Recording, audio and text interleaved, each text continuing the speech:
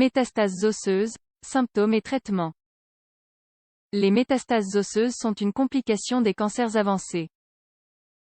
Leur présence implique une complication grave pour la pathologie oncologique. Dans cet article, nous vous en expliquons davantage. Les métastases osseuses sont une évolution de certains cancers vers une complication grave qui affecte le stade de la maladie.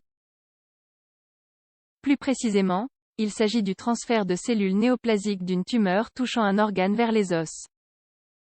Il faut souligner que les métastases osseuses ne signifient pas la présence d'un cancer primaire des os. Autrement dit, cela implique que la maladie s'est développée tout d'abord dans un organe comme le sein ou les poumons, avant de toucher les os. Par ailleurs, nous pouvons dire que tous les os peuvent être des récepteurs d'une métastase. Même si nous les trouvons plus souvent dans la colonne vertébrale et dans les os longs. Cela est lié à la manière dont la circulation sanguine et lymphatique drainent les liquides. Une fois qu'une cellule néoplasique d'une autre origine est installée dans un os, elle débute un processus de réplication dans ce nouveau lieu. Les métastases osseuses produisent généralement des substances qui stimulent les cellules du tissu osseux, les ostéoblastes et les ostéoclastes. Cette stimulation est excessive et le tissu en subit les conséquences. Autour des métastases osseuses, le tissu devient faible par l'action des ostéoclastes. Ou il se durcit par l'action excessive des ostéoblastes. Les deux processus sont de toute façon nocifs. D'autre part, la plupart des cancers peuvent développer des métastases osseuses, mais cela est plus fréquent avec les cancers du sein et de la prostate. Une fois que les métastases se sont installées, leurs symptômes se mélangent entre ceux produits par la tumeur primaire et les nouveaux issus de l'avancée métastatique. Symptômes des métastases osseuses. Les métastases dans les os présentent des symptômes communs, quelle que soit la tumeur primaire qui est à l'origine. Parmi les plus courants, nous trouvons douleur, il s'agit du symptôme caractéristique des métastases osseuses. La douleur peut être persistante ou non. Chez certains patients, elle s'exacerbe avec le mouvement, et chez d'autres elle est toujours présente, même au repos. Cela rend le traitement difficile. Fracture, comme nous l'avons signalé, les métastases dans le tissu osseux affaiblissent l'os. Un os faible est plus susceptible de se briser et de se fracturer, même au moindre effort. Chez les patients en oncologie, il est fondamental de prendre en charge les traumatismes, afin de prévenir les fractures. Hypercalcémie, la lésion que provoque la métastase osseuse dans le tissu osseux entraîne la libération de calcium dans le sang. Lorsque les niveaux augmentent, se manifestent alors les symptômes qui en résultent, tels que la constipation, le manque d'appétit et la polyurie. Sans appétit et avec des volumes excessifs d'urine, une déshydratation peut se produire. Compression, l'une des régions habituelles des métastases osseuses est la colonne vertébrale. Les vertèbres endommagées peuvent rétrécir, se chevaucher et changer de position.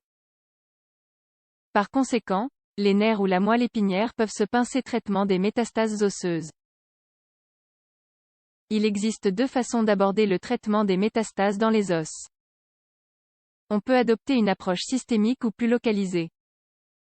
Le choix dépendra du type de cancer initial, de l'état clinique du patient et de la disponibilité des traitements qui existent. Option systémique: chimiothérapie, utilisation de médicaments qui interrompent certains processus des cellules tumorales.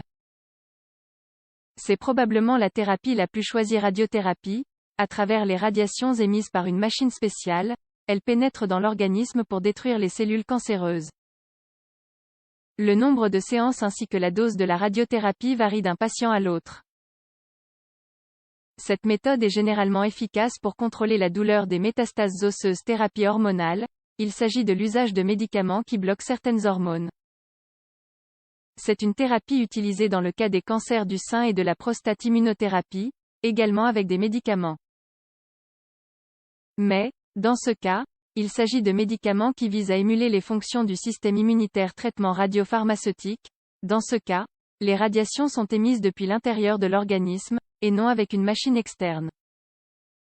Les produits radiopharmaceutiques sont injectés dans le corps du patient, ils voyagent vers les métastases osseuses puis irradient les cellules tumorales qui se trouvent à côté. Options adjuvantes et localisées. Bisphosphonates.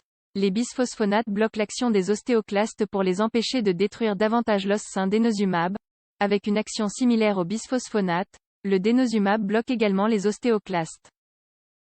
Son mécanisme d'action final est différent des autres, mais le résultat est le même: vertébroplastie. Lorsque les métastases osseuses sont situées dans la colonne vertébrale, il existe l'alternative d'une injection directe de colle osseuse à action rapide. Cette méthode est la vertébroplastie. Elle est très efficace pour soulager la douleur chirurgie. Enfin, le traitement chirurgical est disponible lorsque certaines conditions sont remplies. Par exemple, si la métastase est accessible, on peut opérer et la retirer. Comment agir face aux métastases osseuses? L'apparition de métastases dans les os constitue une complication importante dans le cadre d'une pathologie oncologique. Il est donc fondamental que le patient soit contrôlé par une équipe de professionnels compétents et formés qui lui offrent les meilleures alternatives possibles. Grâce aux nouvelles options thérapeutiques disponibles, il est possible d'améliorer la qualité de vie des personnes atteintes de néoplasie métastatique.